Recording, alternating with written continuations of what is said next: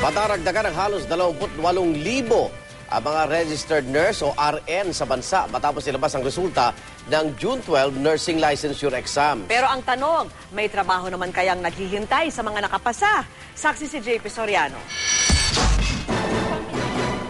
Very happy po kasi we know that each one of us worked really hard for it. Labis ang tuwa ng mga top-notchers sa June 2012 Nursing Board Exam. Ngayong nagbunga na ang ilang taon nilang pag-aaral. Hindi ko po talaga in-expect. Basta gusto ko lang po talaga na pumasa lang po talaga ako. Kasi nahirapan po talaga ako, honestly. Kailangan po magpursige po talaga kayo kasi lalo na po ngayon, mahirap po talagang makapasok. Kabilang sila sa halos 28,000 pumasa sa mahigit 60,000 examinee sa board exam. Ang passing rate na 45.69% itong Hunyo, pangalawang pinakamataas mula noong taong 2009. Pero bukod sa issue ng passing rate, problema rin ng maraming nursing graduate ang paghahanap ng trabaho.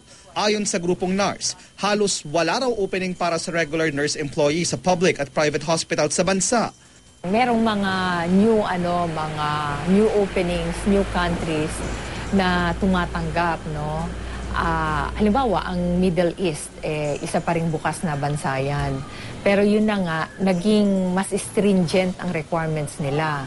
At bagamat pangalawa pa ang nurse sa mga in-demand na trabaho sa mga Pilipino abroad, kapansin-pansing maliit ang bilang nila, naaabot lang sa 50,000 mula 2006 hanggang 2010. Taon-taon, dumarami ang nursing graduate na dumadagdag sa humigit kumulang 200,000 unutilized o underutilized nursing graduate o yung mga walang trabaho o kung meron man ay hindi nursing, kaya mungkahin nila sa pamahalaan.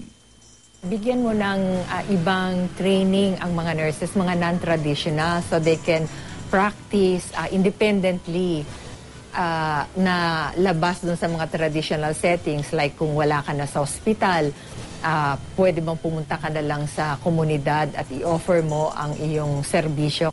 Ang pananaw na ito, sinusuportahan ng Department of Health. We're also encouraging nurses to see now at other avenues like going into public health, going to research and development, going to entrepreneurship for nursing. Ako si JP Soriano, ang inyong saksi.